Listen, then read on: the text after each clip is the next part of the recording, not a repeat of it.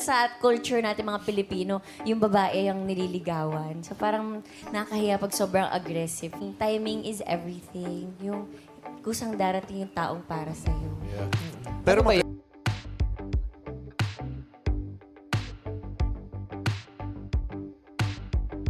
Tila natahimik sina Vice Ganda at buong Showtime family sa naging opinyon ni Kim Chiu sa Especially for You.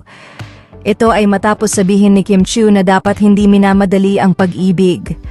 Ayon kay Kim Chiu, mahirap talaga sa babae na maghanap ng someone kasi hindi naman ikaw yung manliligaw eh. Parang sa culture nating mga Pilipino yung babae ang nililigawan. Kaya parang nakakahiya kapag sobrang aggressive ka. Kaya minsan talaga 'di ba dapat nasa timing is everything, yung kusang darating ang taong para sa'yo. Natahimik naman sina Vice Ganda sa sinabi na ito ni Kim Chiu at agad na sinang-ayunan ng kanyang mga kapwa host. Samantala marami naman ang humanga sa mindset na ito ng aktres. Anila ay napakalaki talaga ng tiwala ni Kim sa taas, kaya naman hindi ito basta-basta nagbibigay ng tiwala sa mga pumapasok sa kanyang buhay.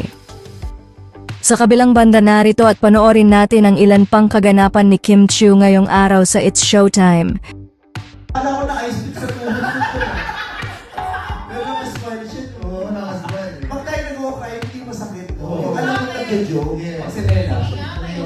Pero ito alam, puksa-puksa. Parang napuksa ako dun ah. Wala tayong gagawa. Maganda na yun. Oo.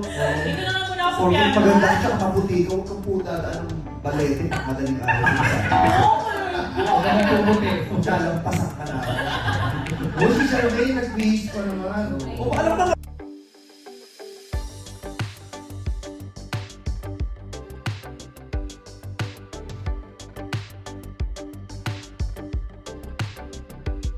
Last week tayo ay lumayo sa Kabupo. Kasama mga squad. This week ulit tayo magpap...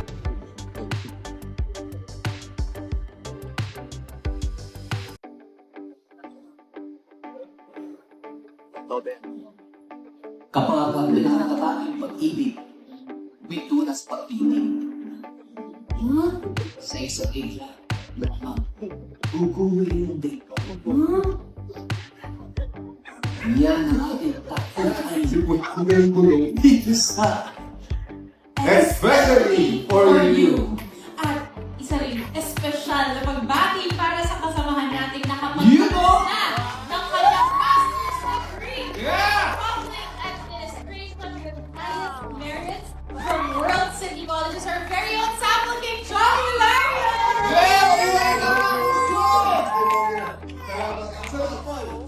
Mali lang yung pagkabasa. Ano pala? Highest credit. May utang ka ba? Yes, but of course, gusto ko lang magpasalamat.